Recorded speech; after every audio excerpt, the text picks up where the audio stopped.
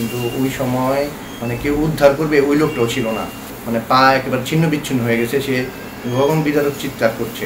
এত রোগী, এত মানে আহত বা গুলি খাওয়া রোগী, কার উপর মানে কাকে চিকিৎসা রেখে কাকে চিকিৎসা দেবে? আসলে পুরো জুলাই মাস জুড়ে তো আন্দোলনটা হয়েছে।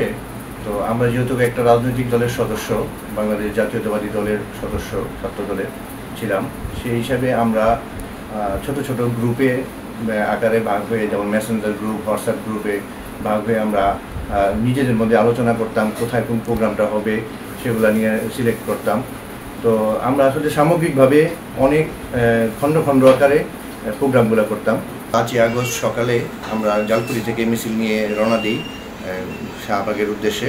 তো রওনা দেওয়ার এক পর্যায়ে আমরা যেই মিছিল নিয়ে গিয়েছিলাম বিএনপি সবাই, আমরা বাধার সম্মুখীন হয়ে যাত্রাবাড়ি থানার সামনে, এবং বাধার সম্মুখীন হয়ে কিছুক্ষণ ওই জায়গায় অপেক্ষা করি। এরপর আবার আমরা অগ্রসর হই। তখন যাত্রাবাড়িতে যে সবচেয়ে বড় হামলাটি হয়েছে, সেই বড় হামলাতে আমি সামনে করে গেছি। আমি সহ আমার 3-4 বন্ধু সবাই করে গেছি। কিছু মানুষ পার হতে পেরেছে, আমরা পার হতে পারিনি। তো পার হতে না পারার পর গুলিবিদ্ধ হয়ে ওখানে লুটিয়ে পড়ি।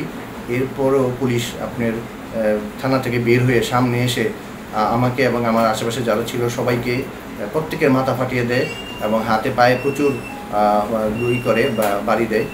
তারপরে এবার সামনে যারা পাচ্ছিল, চিৎকার চেঁচামেচি করছিল, তাদের গুলি করছিল। যারা চিৎকার চেঁচামেচি করছিল না, তাদের আর গুলি করছিল না। কিন্তু ওই সময় মানে কেউ উদ্ধার করবে ওই লোকটাও ছিল না। একজন আমার সামনে একজন দেখলাম, মানে পা একেবারে ছিন্ন বিচ্ছিন্ন হয়ে গেছে, সে গগন বিদারক চিৎকার করছে। ওই অবস্থায় আমি, আমার উপরে একজন লাশ ছিল, ওই লাশটা সরিয়ে আমি নিজ পায়ে হেঁটে যাত্রাবাড়ি মোড়ে যাই। যাত্রাবাড়ি মোড়ে যাওয়ার পরে কিছু মানুষ আমাকে ধরে রিকশায় হসপিটালে নিয়ে যায়। এখন কোন হসপিটালে নিবে, সেই মানে হসপিটালে যেতেও রিকশাওয়ালারা ভয় পাচ্ছিল যে হসপিটালে গেলে পুলিশ হয়রানি করবে বা কিছু হবে। এই রাস্তায় আমাদের অনেকক্ষণ রেখে দিয়েছিল। তো এই যন্ত্রণা, আসলে গুলি বুকে লেগেছে, পায়ে লেগেছে, এই অবস্থায় আপনার মানে অপেক্ষা করা, হসপিটালের অপেক্ষা করা, এটা খুব করুণ একটা সময় পার করেছি।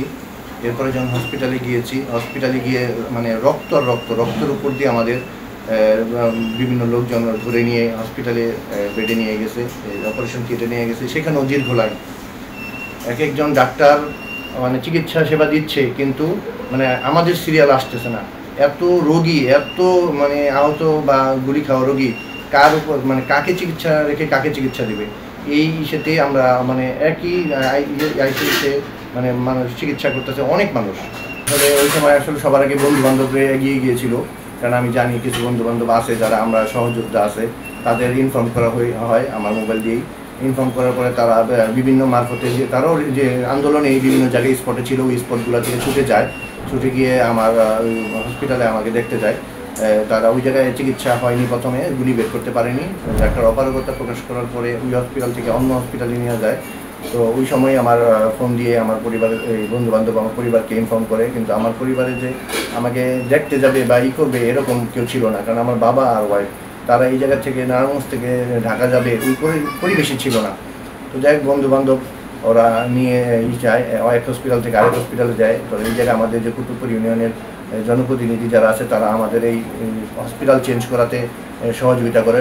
তারা একটা প্রাইভেট হসপিটালে আমাকে নিয়ে যায়। ওই জায়গায় 2-3 দিন রাখার পরও বিভিন্ন এক্সরে, সিটি স্ক্যান করার পরও রক্ত গুলি বের করতে পারে না। গুলি বের করতে না পারার পরে আমার ঢাকা শিফট করা হয়, ঢাকা মেডিকেলে। ওই জায়গায় 7-8 দিন চিকিৎসা করার পরে মেডিকেল বোর্ড গঠন করে পরে আমার গুলিটা বের করা হয়।